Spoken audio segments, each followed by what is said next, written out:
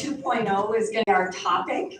So if you weren't thinking that's where you wanted to be, or if you just wanted some more of that great dessert, totally good to stay here with us. We're happy to have you.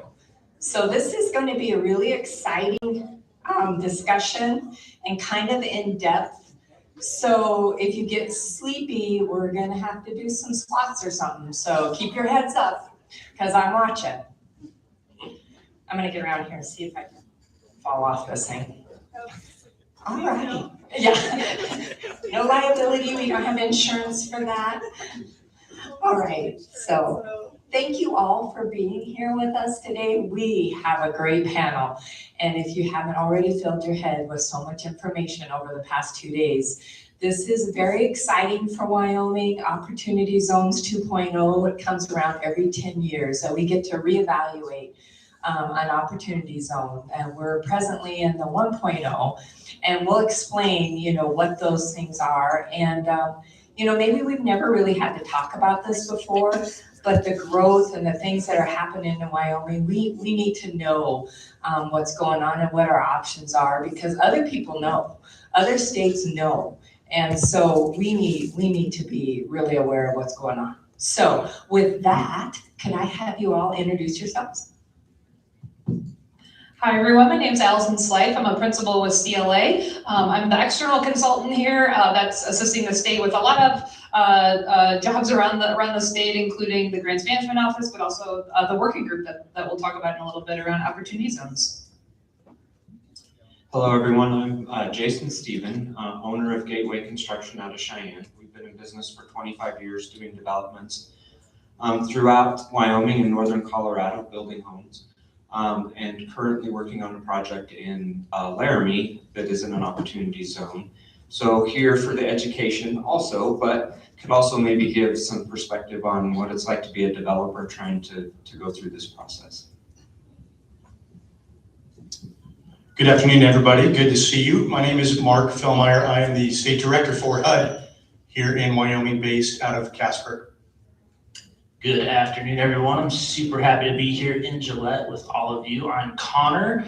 I am an economic policy advisor at the Business Council, Wyoming Business Council. And I've had a really good time working with all these people here, and I'm excited to share all this with you. So this stuff's important. I know we just had lunch, but please get involved. Thank you. All right, and I'm Scott Oversland. I'm the executive director of the Wyoming Community Development Authority, and we have a lot of the money that Mark provides us from HUD for home CDBG, and we also manage the low-income housing tax credit for the state of Wyoming. So, over to Jerry. Thank you, sir. And good afternoon, everybody. My name is Jerry Henderson. I am Governor Gordon's housing policy advisor. I've been an advisor with the governor for just over 2 years now. Hopefully you were all here this morning when he spoke, and so reiterate, welcome. Thank you for supporting the Grants Management Office, and thank you for being here today and for this conversation in particular. All right, Allison, you want to take over? Sounds great. So we did put together a little, I'll say Opportunity Zone 2.0 101, maybe if you want to say it. There's a lot that goes into this, and you all might already know a bit about opportunity zones, but we wanted to do a high-level overview of what that is, kind of the main differences from 1.0 versus 2.0. These slides are available on the GMO website, so you'll be able to access those later. So if you want to go to the next slide there. So the first thing we wanted to do is just a really overview of what are opportunity zones. And there's a lot of information here, a lot of, I think, misunderstandings about what they are maybe. So I just wanted to kind of clear the air a little bit about what they are. I think a lot of terminology, is this a tax credit? Is this a grant? What is this really? And so really at the end of the day, opportunity zones are really focused around tax incentives and building investment in an opportunity zone. So we'll kind of talk about what that looks like. And I know Connor's going to go through a lot more details of what the working group has been focused around in terms of where we are in the process for this year around the physical opportunity zone concept. But here, if you want to go to the next slide, kind of the purpose and what we want to talk about is it's really driving private investment throughout the state within a specific opportunity zone. And that's not the whole state.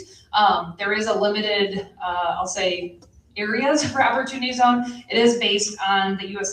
Census Bureau and designated census tracts. And so that is something that is a bit unique. It's not, every single city or town within the state.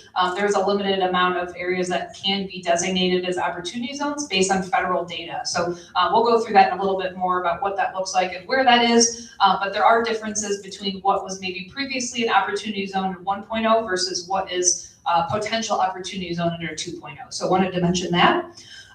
Specifically, this is really geared towards investors and developers, the kind of private sector. How can we really build growth and really exciting housing infrastructure? Developing on tourism, a lot of things that Wyoming naturally has. This is kind of an additional incentive around that. So really, it's getting at the long-term investment benefits. Without geeking out too much on the tax implications of this, that's really a big part of this. Is really it's how entities and corporations can defer capital gains if they have on those investments, and there's kind of different time periods and 5-year versus 10-year of what it used to be. So a lot of kind of nuances, if you will, from a tax world perspective. But did want to just mention that it's really geared around the tax incentive side for investors.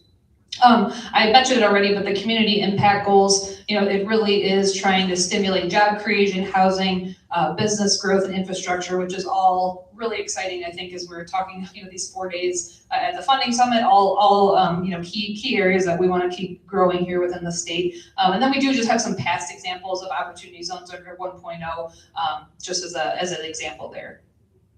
You want to go to the next slide there? So this is a summary of 1.0 versus 2.0. There are pretty large differences, and really the big difference of what happened was from the One Big Beautiful Act is really where this came from. So 2.0 came about that.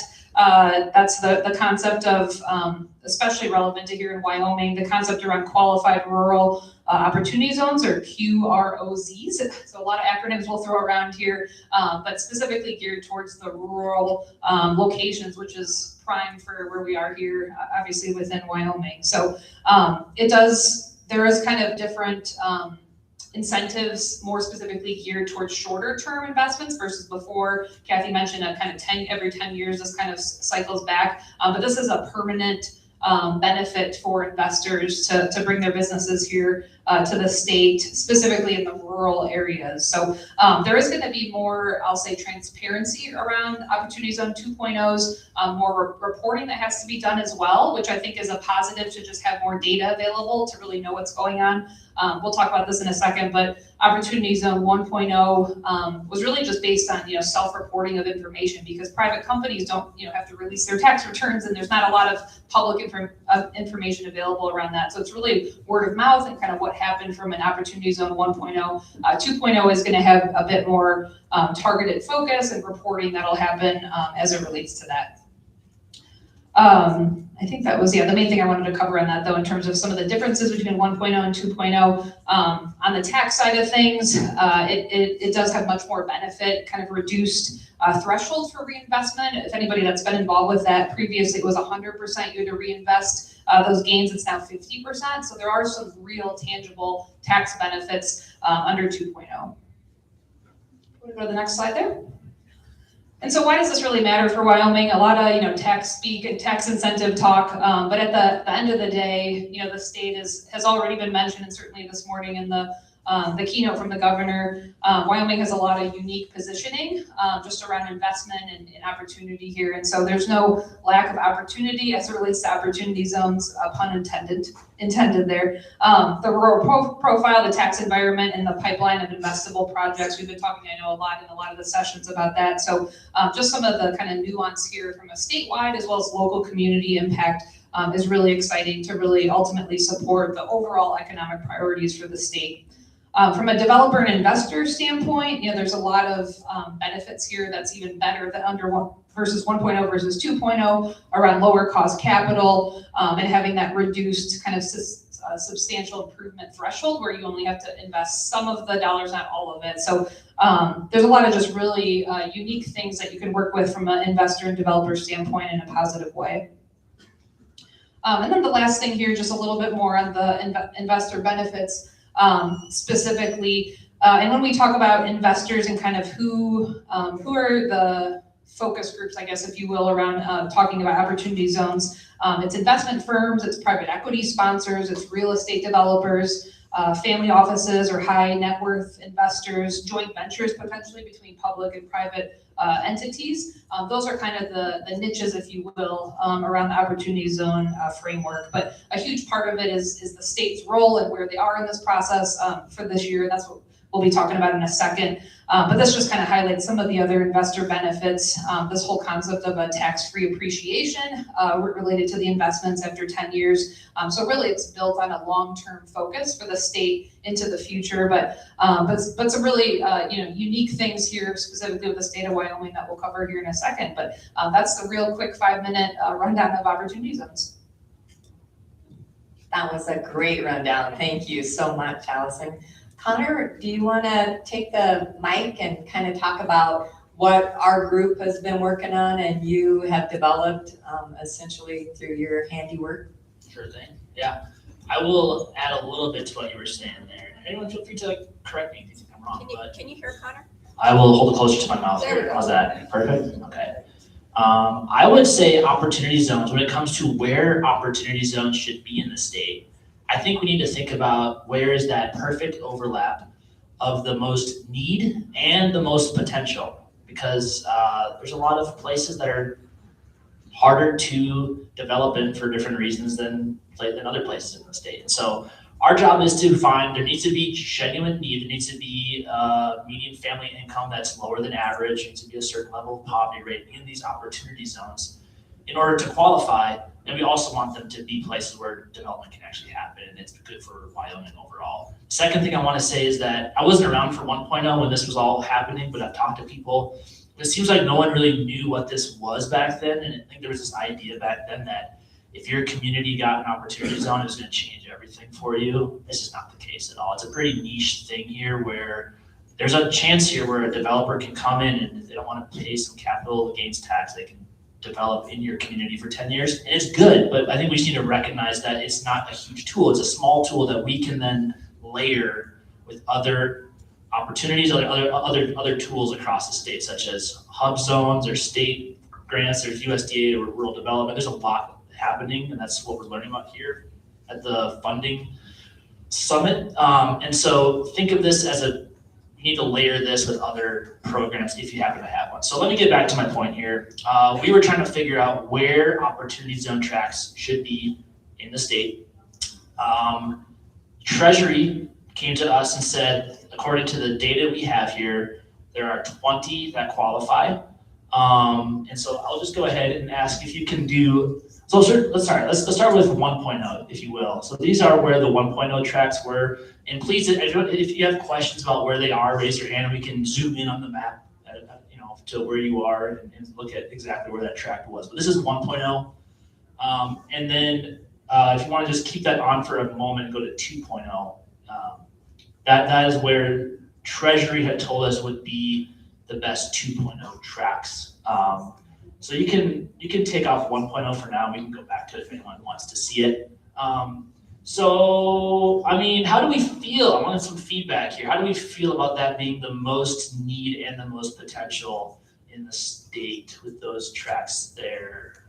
Does that feel right? Yes, go ahead. I have a really simple question. Is Campbell County included in this? I can't tell. It is, there's the bottom, the southwest corner of Campbell County is in green there, I believe. And it cuts through most of Wright. So Wright does. And I think Wright's kind of the only spot there where development could happen, from my understanding. I don't live in Campbell County, but so that's based off of median family income coupled with poverty rate is how they come to that. Yes. I'm curious. So I actually live in that area. Is it nice? No. I think it is. Cool. So I'm kind of curious from an agricultural standpoint, if ranchers own land in that area, is there any benefit, even though they're not developing, that they could capitalize on from this new 2.0? They would have to have, this is a very niche thing I was trying to say, so they would have to have capital gains tax that they need to pay right now or the next 10 years that they want to probably not pay if they can avoid it, and then take that money and invest it in a qualified opportunity fund, which we can talk more about. And it has to be, maybe you can help out with this, like it has to be in like a multifamily housing project or a business, or it has to be something that they own that's in their hands for the whole 10 years. And yeah. Yeah, there's actually, so the, with 2.0, it's actually down to 5 years, which is a good thing. So specifically in the rural qualified opportunity zone fund that you were kind of alluding to. And so, yeah, there's a certain investment vehicle, if you will, that you have to do this in certain ways that you're investing in it. So a lot of times it's, hey, we're gonna buy land, you know, that's worth 10 million in total. It has a building that's worth 2 million, you know, 8 million is the value of the land, if you will. So it's a lot more in terms of reinvestment of building something, a manufacturing, you know, plant, or some sort of, you know, taking an old school and turning that into a business or something like that. So there are certain topics, I guess, that you kind of rattled off that it would need to be focused on. So I'll keep talking. If you have questions, just raise your hand. Yeah. Do you have a question? It's okay, Kathy. Just kind of go with the flow. What's that? It's okay to take questions. Oh, wow, yes. So in the case of Wright and our other folks from that corner of Campbell County, we would need to find somebody who owes capital gains Yes, who would soon need to pay their capital gains tax. to invest in. So for example, the mall at Wright, the parking lot is horrible, it's privately owned. There are very few funds that can be tapped for that, but that is a community demand because you go in and you break an axle to go get your mail. And it's a challenge for both the property owner and for the community. So we would need to find someone in that square that has capital gain tax. They don't have to live in the square, but they have to invest in that square. Okay, so it could be anybody. Anyone in the country, yeah. Okay, that was the question, thank you. And since we're talking about Wright, can you zoom in on Wright? I think it's like the top right corner of that green spot in Campbell County. I'm pretty sure all of Wright is in there, but I think it's a good time to verify that with you all. If you can zoom in even further on Wright, just want to make sure that's like all. Yeah, does it look right to you? Does it look like it's covering all right? Okay, sweet, excellent. So anyways, if you can zoom back out, thank you for doing all that, I appreciate it. We felt that, okay, so this comes from the American Community Survey 5-year data, which means the data isn't perfect. They assume some things about these populations. And so there's a margin of error on the data. And the margin of errors is public. And it's quite high in Wyoming because we're kind of the most spread out rural state in the country. So I found the data not to be perfect. Like if you zoom in on Laramie, for example, you'll see that we only have 20 tracks and 6 of them are in Laramie and they're specifically around the University of Wyoming where students live. And so there's probably like the student population is skewing it. And I want to be careful because when we talk to our friends in Laramie and whatnot, like they want development to happen there. So I don't want to say it should happen in this part of Laramie. That's not it. But just when you're looking at the whole of Wyoming, are these green tracks covering the places with both the most need and the most potential? And so we felt in this group, talking to this group, especially with Seth from the governor's office, he's part of this group as well. And so we were able to get a call with Treasury and talk to a person that works there and explain our case that like, hey, we think this data isn't perfect and there's probably room for improvement with where these tracks should be in the state. And they said, yeah, you're probably right. The margin of error is pretty large. And like, if you can make a quantitative case for any of these tracks, quantitatively showing that like, there is like there's a lower than average median family income and there's a higher poverty rate. If you can show that kind of need, then we can like work with you probably. And there's 20 tracks in green. And they said you can submit up to 25 tracks in green. And so that's what our job is right now is what we submit won't for sure get approved by them, but it's our job right now to bring forth the best 25 tracks that we can to Treasury to see if those can be the Opportunity Zone 2.0 tracks for the state. And so purple there are the 25 closest to qualifying with the data we have. The darker purple it is, the closer it is to qualifying. And then so these are, when it's talking about making a quantitative case, these are the ones where it'd be easier to make a quantitative case for them. But then when you talk about the margin of error, if you go to that third one, this says any tract in the state that if you bottom out the margin of error, you can make a case for it. So if it's not colored in here at all, there's just no way to make a case for it to Treasury. But basically, green is easiest because those are the ones that they want us to push for. Purple is the closest to qualifying, and then that weird peach orange color are ones that you could, in theory, make a case for, but they're not like closest to qualifying. So that's where we're at with that. I'll stop talking. I had a question. Yes. Bill Peacock with Eastern Shoshone Housing Authority. So I'm curious about how the Opportunity Zones 2.0 could benefit Wind River and Eastern Shoshone people and the Arapaho people out there. I wonder if somebody can speak to that. I'm not very familiar with the Opportunity Zone, so I'm not sure what's possible. If you could speak to that, I'd appreciate it. Sorry. Yeah, no. I can try, but I can try as well.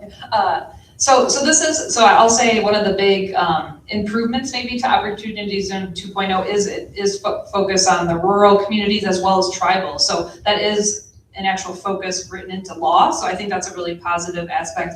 I think the broader, help from an economic standpoint is what this could bring to a community. So, hey, if you're building, bringing in, you're bringing in a business that's building, jobs, the economics of it, all the things we've been talking about just throughout this whole conference. It's really the opportunity to reinvest that capital gains exclusion is kind of what the feds use. And actually, maybe this is, I wrote down a little scenario because this helped me kind of think about in a very simplistic term what this really means. If you don't mind, I'm just going to read this off of what and this isn't just for tribal, but just in general, like what the positive impact is for an opportunity zone. So, so the example I gave before, a company comes in, a purchase price of $10 million, the land is valued at $2 million and a building's valued at $8 million. Under Opportunity Zone 2.0, they're required to reinvest 50% of the $8 million building dollar amount, so that would be $4 million. So that total investment that that company is bringing in, or this qualified Opportunity Zone fund, as we're talking about, would be $14 million. So they basically, the result is they're paying less capital gains to qualify, so that $4 million difference that I talked about. And after 5 years, they're able to basically exclude 30% of that impact, if you will, that's called step up. I'm gonna totally not go into the realm of tax advice here, but they're basically able to exclude that taxable gain from a tax reporting standpoint after 5 years. So they need to at least be there for 5 years as a minimum. So to me, that's a longer term, economic ploy. You can't just like come in, build something, set up a business and then leave. Like this is the longer term impact. And so every 5 years that basically gets revisited. So under the old Opportunity Zone, it was 10 years, this is 5 years. So that's part of the advantage, and that you don't have to reinvest, 100% of that improvement, it's only 50%. So that's just a very simple concept, if you will, and that this was probably a much longer conversation on the tax impact of it. But the whole larger point is, hey, can we really bring, additional focus, if you will, to that community that's within that Opportunity Zone to be able to expand upon, housing, workforce, investment in the community, all those sorts of things. I don't know, Connor, if you have anything to add to that, if I missed anything there. But. No, that was great. Yeah, please. And that was a great question, by the way. Thank you for your interest. And I know from a HUD perspective, we are working on with the Office of Native American Programs, ONAP, on trying to find funding streams to provide technical assistance to our tribal communities to help you navigate some of the complexities of this program. And I think this is a great time to bring Jason in as a developer, because one thing about Opportunity Zones, folks that have a lot of money and need these kind of tax deductions, they know where the Opportunity Zones are and they study them. And so they'll come and want to build in your community. So you might not understand it, but they understand it really well. And so Jason, can you kind of just speak to that a little bit from your angle as far as a developer in your business? So with our business, so we've owned some property in Laramie that's been in an Opportunity Zone for quite a while. I will tell you that learning the process and learning how it works, it's not super easy. And I feel like a lot of places probably, or a lot of companies don't take advantage of the opportunity zones because they don't have the knowledge, don't understand them, and I think it can be a little bit scary. I know it is for us when you start thinking about all the rules, and if you don't do this, then you can't do this. So there is a lot that goes into it, but having done some research and starting the process for us, I can definitely see that there's a lot of benefit, but I feel like educating businesses, not just in Wyoming, but just educating, people in general too, of what the opportunity zone is, would go a long way into more businesses and more developers taking advantage of them. And for us, what we're doing is a multifamily project, which will, help with the housing, some of the housing issues that we're experiencing currently. This does not work well, at least in our opinion, for like a single family type development. It works pretty well for a multifamily if you're willing to build it, invest in it, and then hold it for that time period. Create that opportunity fund and put that investment in there, and then hold that project. But to get it to work for something single family, we haven't found a real good way of doing that. So I don't know if that helps or not. No, I think that's great, but setting as far as a community that's interested, I think you bring out a really great point that we need to educate ourselves, so when the developers come in, we know what this would offer to them.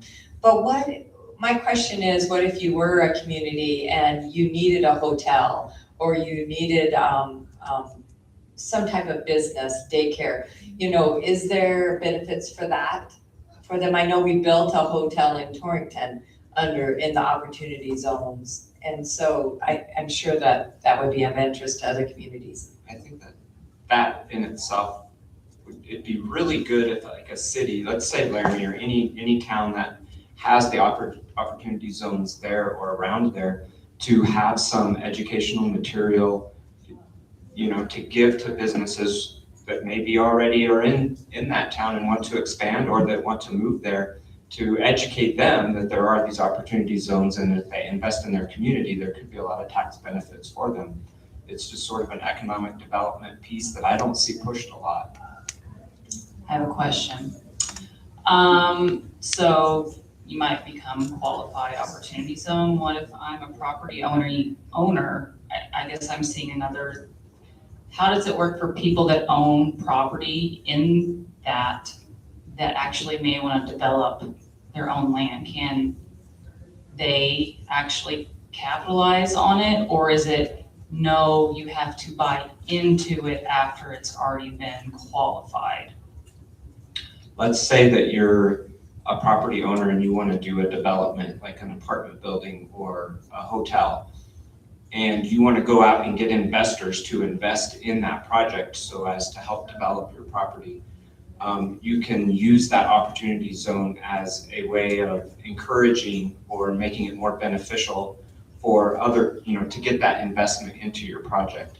And then you can still own a piece of that project yourself, but not even be a part of the opportunity fund.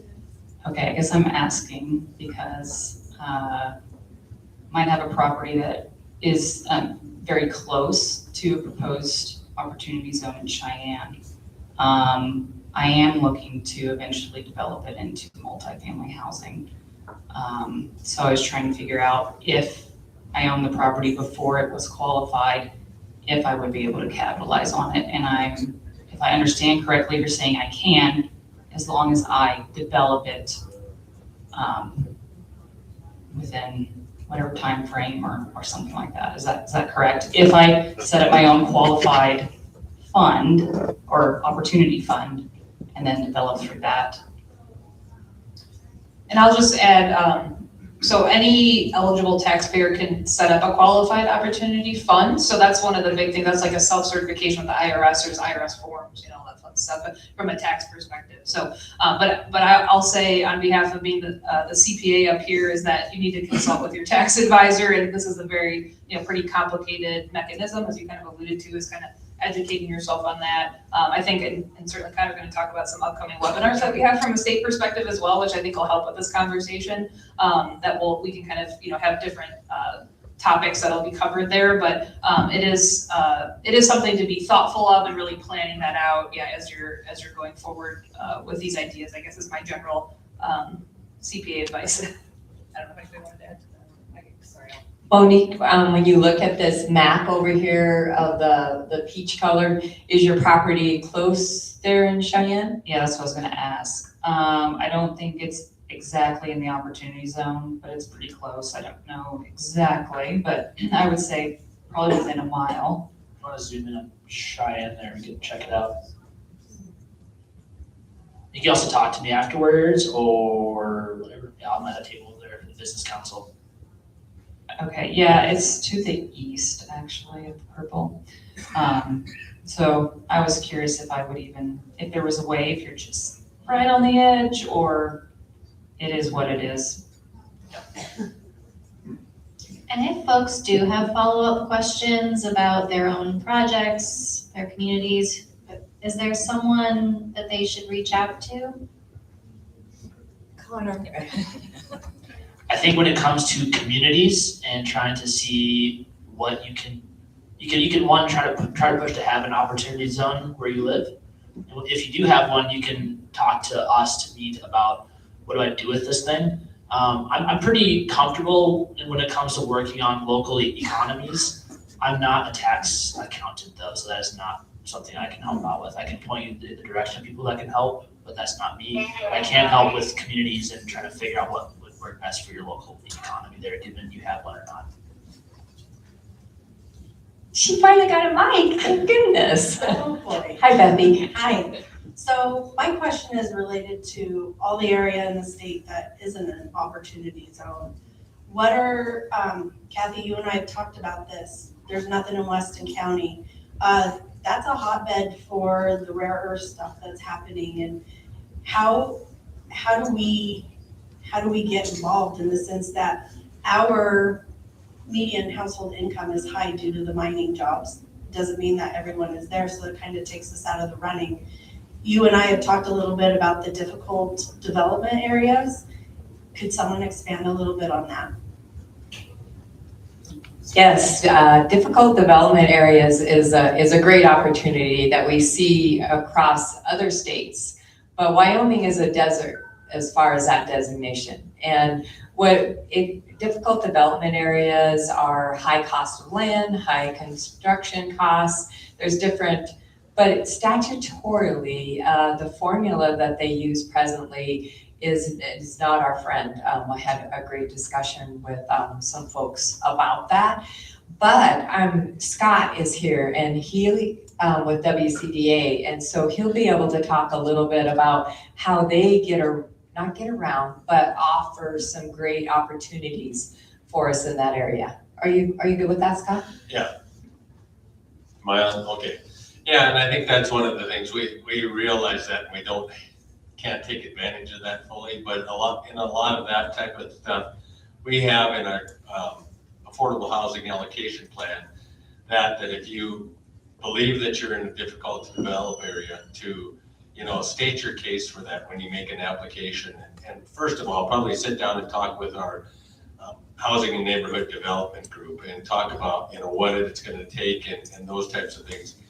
And when those applications come in, we look at those types of things, and that can get you in the with the low income housing tax credit, a basis boost to get a 30% add for your area that you may be describe and make that case for a difficult to develop area. It's not one that meets the definitions, but it's for our state, one of those things that we try to look at, because when we do our allocations, we have enough of the federal funds to probably fund 3 to 4 projects a year. But that also, we get 13, 14 applications a year. So that additional basis boost and where you're at and the need for that money really helps you out in some of those areas. And we don't want to give the population centers of Casper and Cheyenne all the money every year, because they're not the only ones that have that housing need. So we're trying to, geographically disperse that money around the state, and those types of things can get you some additional boost for our tax credit program at least. So Connor, are you good with that part of the presentation? And would you like Scott and Mark to discuss the funding? And then we'll come back to you, or do you want That'd to, be great, yeah. you like that idea? Okay, great.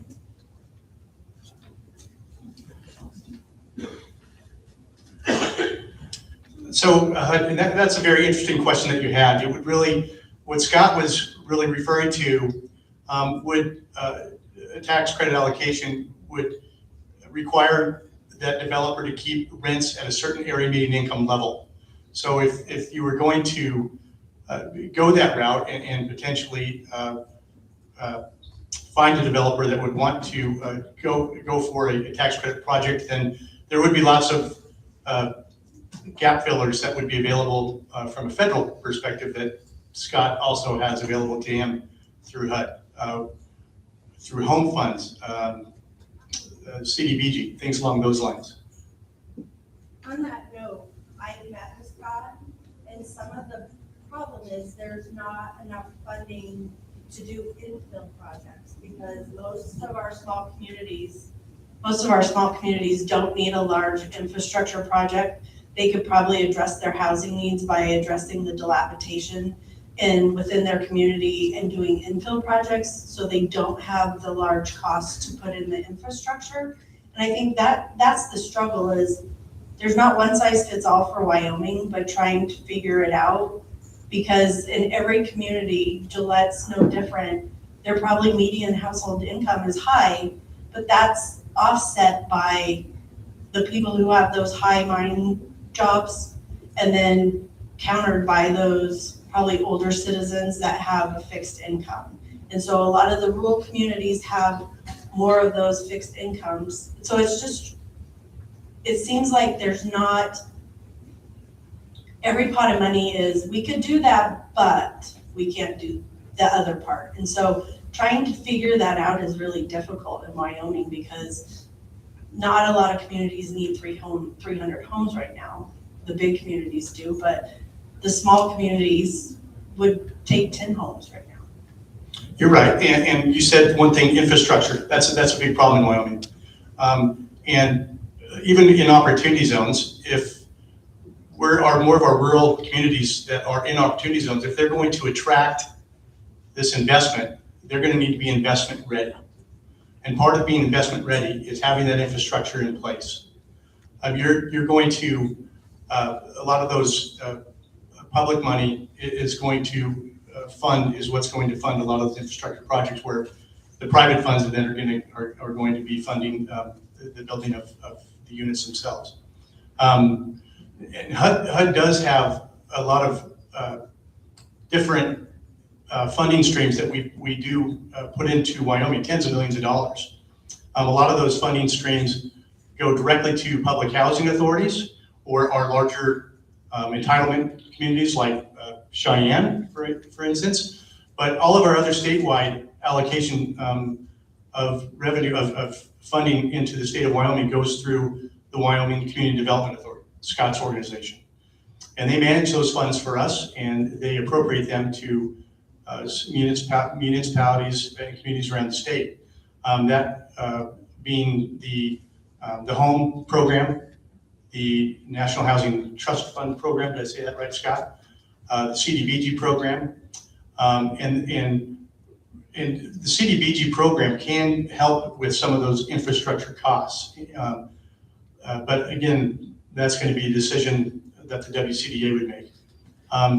So that would be for opportunity zones. That's where HUD is going to be the most impactful, is going to be through the CDBG program and through Section 108 loans, which is attached to the CDBG program, where recipients, municipalities can get up to 5 times of their award for infrastructure help, basically at loans that are well below prime.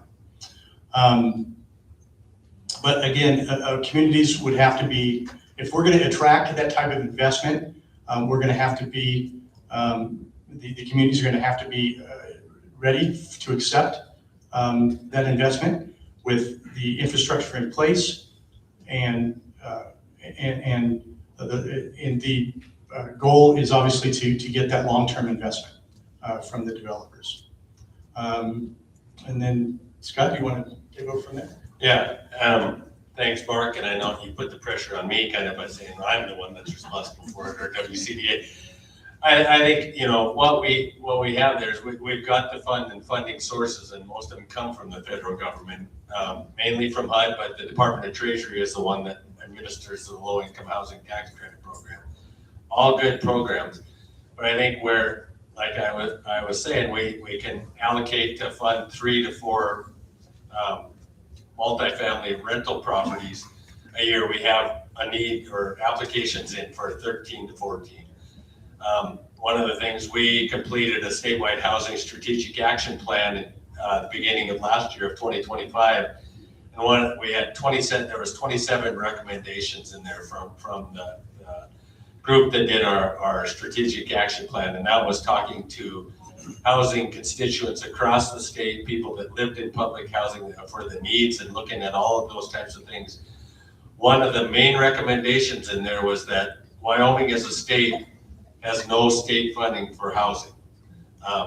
We have some of the infrastructure funding in that, but Wyoming and Mississippi were the 2 states that don't have a statewide housing investment fund, statewide housing trust fund, or something set up as a state to support housing and those housing needs. So, you know, I think going forward, that's one of the things that we have went to the legislature the last 2 years and put in a statewide housing investment fund proposal for $20 to $30 million a year to go towards those types of things that are specific to Wyoming, that we can look at and not have, you know, the federal regulation around it of how we have to meet those types of things. And is there a need?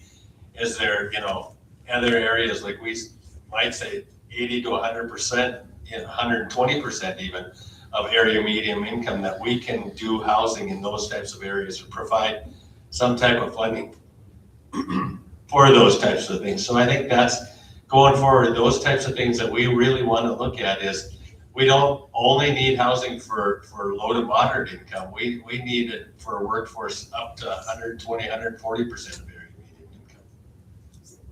And to Beth's point, because we do have lucrative paying jobs in these, in Campbell County, for example, but you go to Upton and out of those areas, and you would never know that, you know, those folks make good money because they drive to the coal mine. So we do have that need. Monique, do you have another question? I do. So I have found that manufactured housing, especially in Wyoming, is efficient. Both given our weather and for cost, given how rural we are. I know HUD has promoted that manufacturing housing is a solution that they're looking at. However, the programs are not structured to facilitate that. And I don't know if there's anything, you know, moving through that will change that. I have found I can get a single family home for cheaper than what home and LIHTC applications are putting in for an apartment unit. And for me, multifamily housing has its purpose, but I feel like that encourages transient, where I have heard from communities that we're looking to provide an environment where people want to stay rooted here, and I see that's in home ownership. And so I'm trying to figure out a way. Another issue is with the manufactured housing, financing there's very few financing options if I'm structuring it in a land lease option. I understand lenders want it attached to the land, that's their security. But yeah, I didn't know if there was anything that's changing with that, both on the financial standpoint as far as, you know, regulations, and then maybe what HUD is doing to promote that manufactured housing solution. Love that. And I love manufactured housing. As a matter of fact, the secretary just put out a notice to eliminate some of the red tape with manufactured housing. Stop by our table over there. We've got a flyer on it. I'll give it to you. But I do love manufactured housing. You did bring up a couple of very good points of why that's still a little bit complicated, and that's the financing side of it. Manufactured housing, just by trade, is going to be cheaper, it's going to be cleaner, you're not going to run into weather delays, and you're going to be able to, your output's going to be huge compared to the normal stick-built type of product. But that said, you got to find ways to finance that. Who's going to be the finance vehicle from where you're manufacturing it to the site? So developers right now, and I mean, you can correct me if I'm wrong, you're the guy that knows all this a lot more than I do, but I believe right now a developer would have to come up with those costs out of pocket up front and bond that all the way to the site, I think, before that insurance vehicle would set in for the hard debt. Now, so that is a complicated issue, and HUD is working on that, and I can tell you that we are doing all that we can at this point to eliminate as much red tape as possible. I think that's this administration's goals, is to eliminate as much bureaucracy as possible and try and make open up doors to create more housing, including through the manufactured home platform. But stop by the table. I have a flyer for you. Jason, yeah, I was gonna say, Jason, this just kind of lands on your project in Kimmerer right now, if you don't mind highlighting how wonderful that's been for all of us. It's been fun.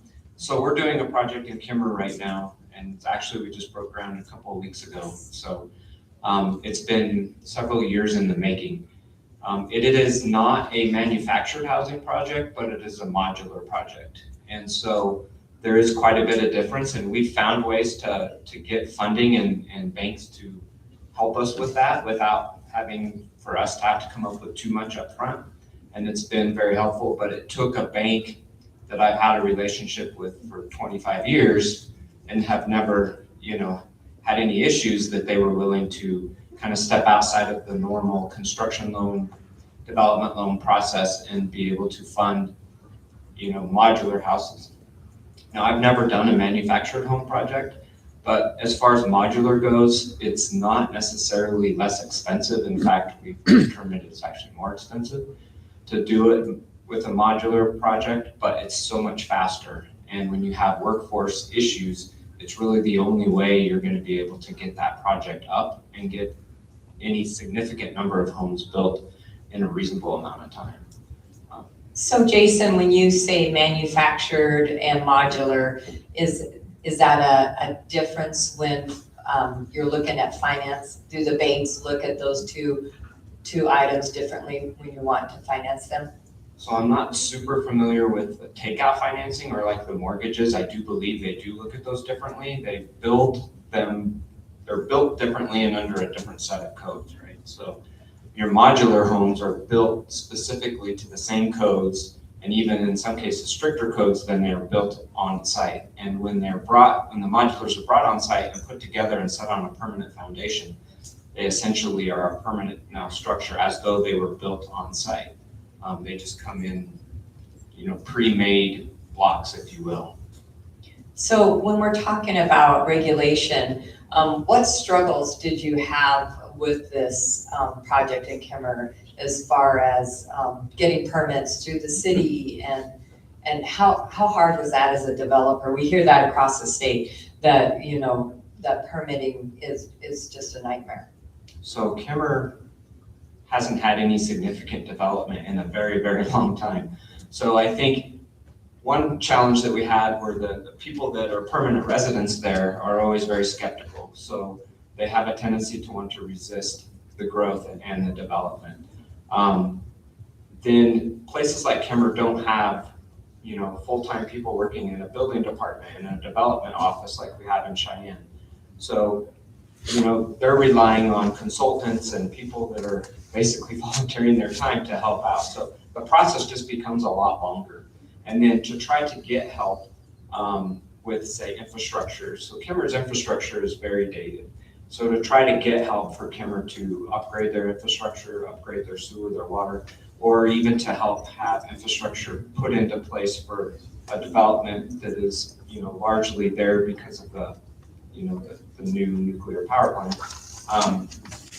To try to get that help was proved to be not, we weren't able to really accomplish much. So there's really nothing there to help that we could find anyway that really helps, because there's no opportunity zone there, that really helps bring investment in or helps get these projects through to the finish line or help cover some of the expense of these projects because you are in such a rural area and the costs are just so elevated. So you would say it's a difficult development area? That's what I would call it. Very much so. Most difficult we've ever had. So living in Cheyenne and having had worked in Fort Collins and, the northern Colorado, we always hear and we always talk about, man, it's really tough to develop in Colorado. And it's really tough to develop in Fort Collins. Everybody there doesn't want development. Well, when you try to develop in Kimmer, you have a new definition of what's difficult to develop. What about your project in Laramie? Has it been a struggle or has that been an easier process as far as permitting and some of the issues that we hear across the state that developers face? I think Laramie was a little bit more of a challenge. There was a period of time, we've owned the land for quite a while, and there was a period of time where we really struggled to come to an agreement with the city of Laramie on what was going to be required and not be required. And it took several years for us to finally get to a place where we could all agree. I think just this general consensus is everybody feels like, oh, the developer, they have all this money and they can do this for us and they can do that for us. All we have to do is demand it. And then the truth of the matter is that's not the case. Like, development is extremely risky, it's extremely hard, and the margins are much lower than you would ever imagine. So it just took a long time until I think the need really became very obvious to the city of Laramie and that they really were wanting to encourage more development, that we start getting a little bit less resistance. But it's definitely gotten better. And when we talk about affordable housing or attainable housing, that workforce housing, has a lot of names, but and I don't mean to put you on the spot, and if you can't answer this, I totally understand. But this housing that you're bringing in, can you give us an idea of what that's going to cost this worker that's coming to work? What are they going to have to pay for this house? So initially, the first few that are coming in, the modulars that we're bringing in, and these are what we would call like a paired home or a twin home. So it's two single-family homes that are individually owned with the property line down the middle of them, but they are attached. So it's an attached house. And we're still looking at somewhere in the mid 500,000s to get one half of that, which is higher than it is in both Laramie and Cheyenne. So the building of these homes in a more rural community like this, where you have so many challenges with infrastructure and you have so many challenges with workforce and the ability, to bring them in, it just gets more expensive. So you're really fighting against, the fact that it's a difficult development. It would just end it there. So wouldn't it be nice to get an incentive? That's a sore spot for me. I don't know if anybody's noticed that in this conversation yet. So where should we head for now? Connor? I don't think we're done with you yet. Just want to re-emphasize what was emphasized earlier a little bit, is that if you're a local developer, I challenge you to layer as many different tools as you can. There are opportunity zones, you might have some of those. There's USDARD, there's these guys up here have a lot going on. There's state programs, the Business Council where I work has some stuff. There's SLID revolving funds. There's a lot going on, and I'm happy y'all are here to learn about all of them. So now I challenge you. We like to talk about Swiss cheese a lot, how Swiss cheese has like holes in it, If you layer enough of that Swiss cheese, you won't see the holes anymore in that cheese. So you have to, basically the analogy there is layer more opportunities together until you're able to make a project happen where you are. So I want to encourage you to think of it that way. We will be having a webinar on Opportunity Zone 2.0, July 14th at, is it noon? Do you have a slide on that? I think it's noon. All right, someone wants to talk, I'll verify that on the phone real quick. To piggyback on what Connor was saying, though, I think opportunity zones really are not meant to be a development strategy. They're supposed to be opportunities for investment into long-term community growth. That would be economically and in housing. What about this parking lot? That sounds like an opportunity to me. How do we get someone to help them fix that parking lot over there? And what else is over there that they could build? Can they build a hotel or in this mall? What do you got going over there so we can get that fixed? We need a hotel, we need truck parking for our trucking industry that parks everywhere. So we need a hotel, we need truck parking, we need to refurbish the mall parking lot in particular, perhaps the mall buildings. And we need more industries. We're right next to all the coal mines. It is a company town that was built by the coal industry, and it's been a little stagnant. And there's a lot to be done and a lot of community need there. Our population is aging and very few of the homes are single level. So we could really benefit from single level housing.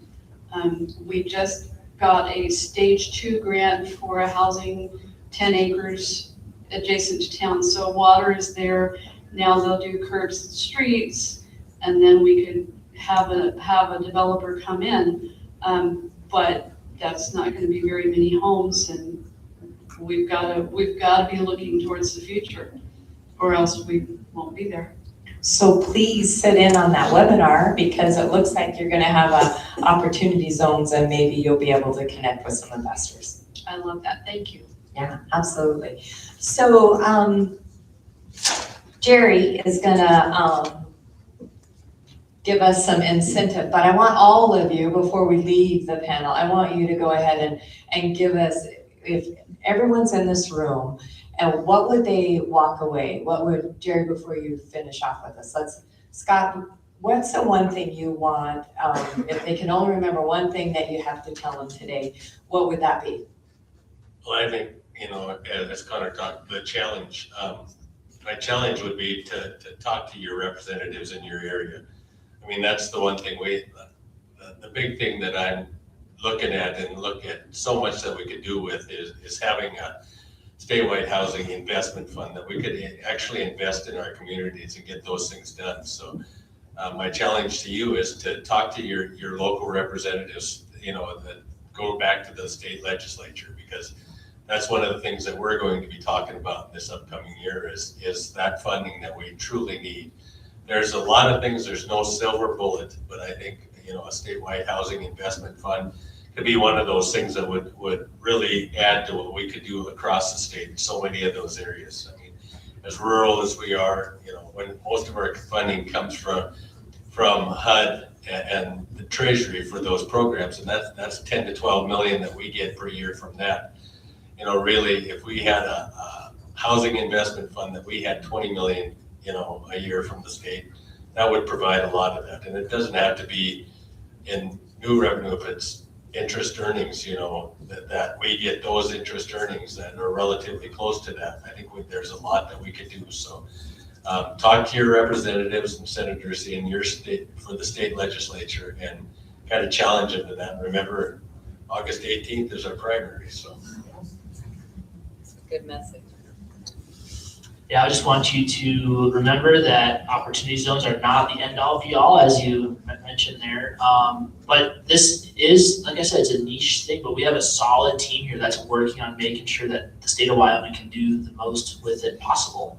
And it's a work in progress, and your input is important to us. So, if you Google Opportunity Zones Wyoming, our page comes up from the Business Council. My contact information's on there. That map will be up there soon. It's not yet, but reach out.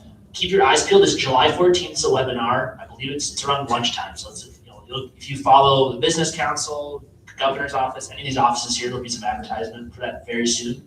And so come to that, engage with us, be a part of this. But I would say hopefully by the end of July, we're gonna have a good idea of where these opportunity zones should be in the state. So it's a kind of a short window of time right now to work on this with you all. So thank you. Connor, we do have a deadline, right? That the governor has to have it submitted? End of September, I believe. So that's the hard deadline.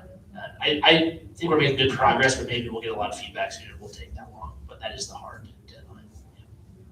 for our smaller rural communities, our smaller municipalities, I would say be investment ready, incentivize development, and diversify a developer's risk. And that way we can attract development into their smaller communities.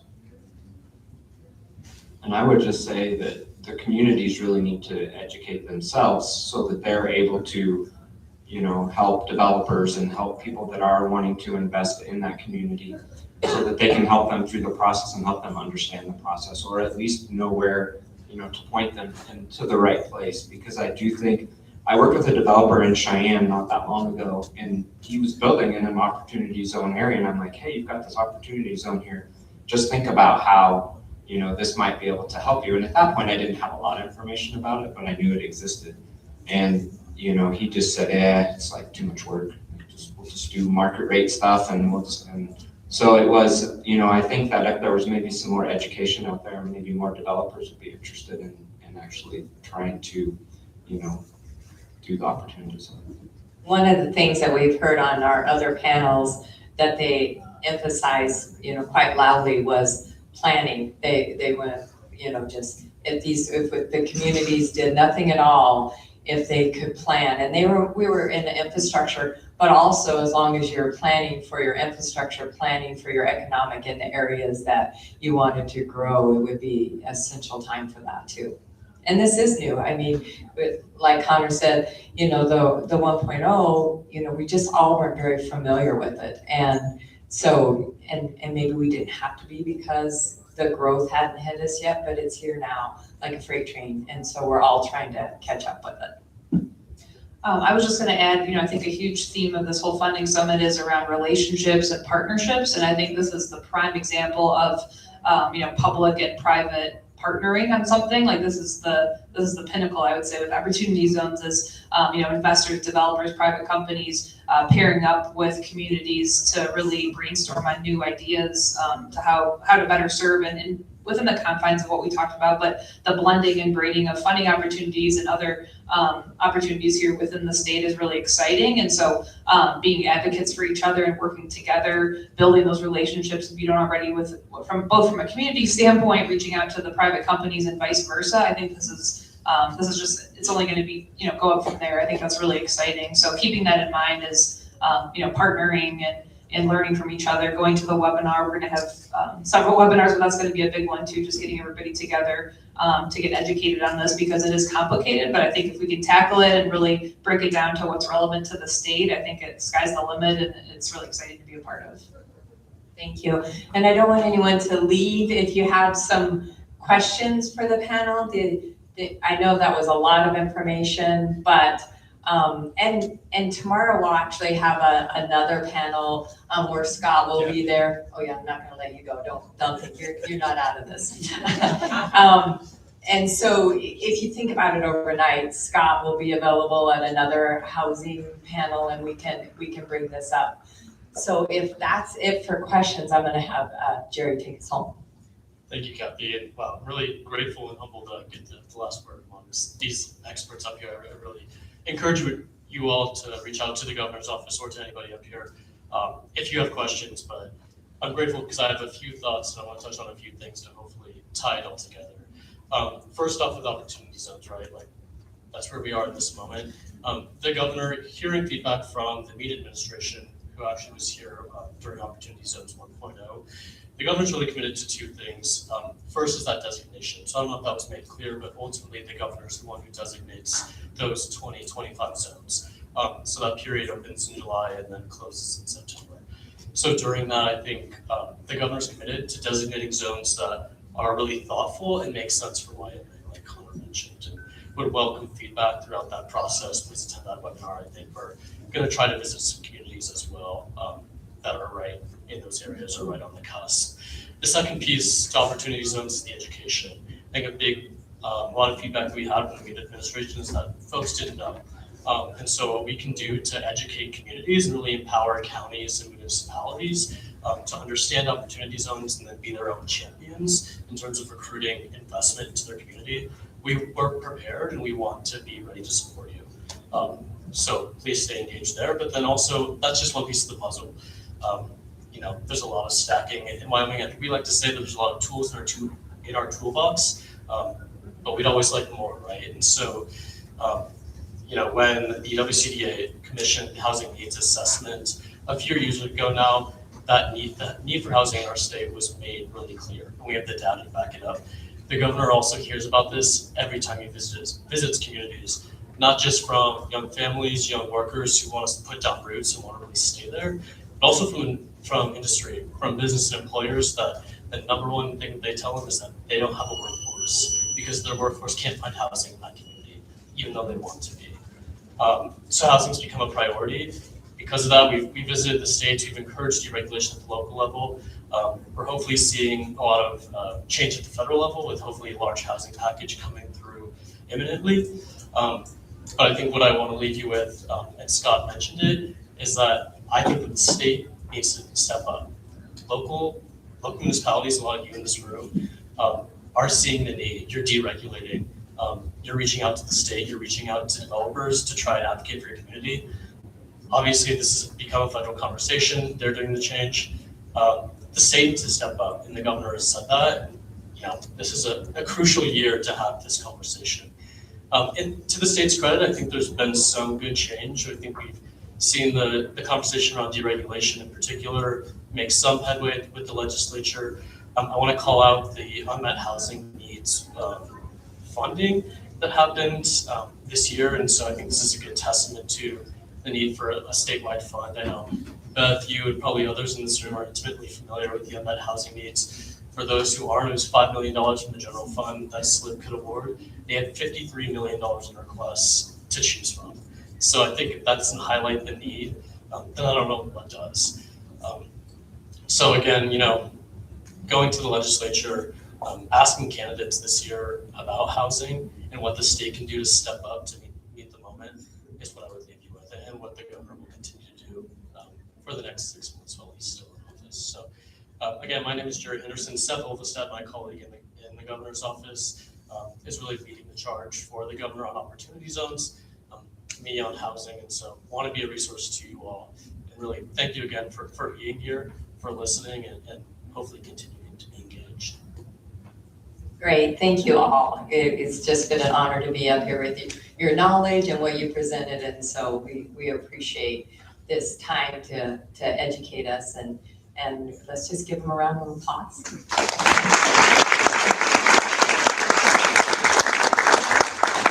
Thank all of you. I know that there's going to be a tour, and then we'll be back here tomorrow. So I'm sure these folks will stand around if you were too shy to ask your questions, and you can come up front, but look forward to seeing you tonight at the reception. So thank you. Thanks.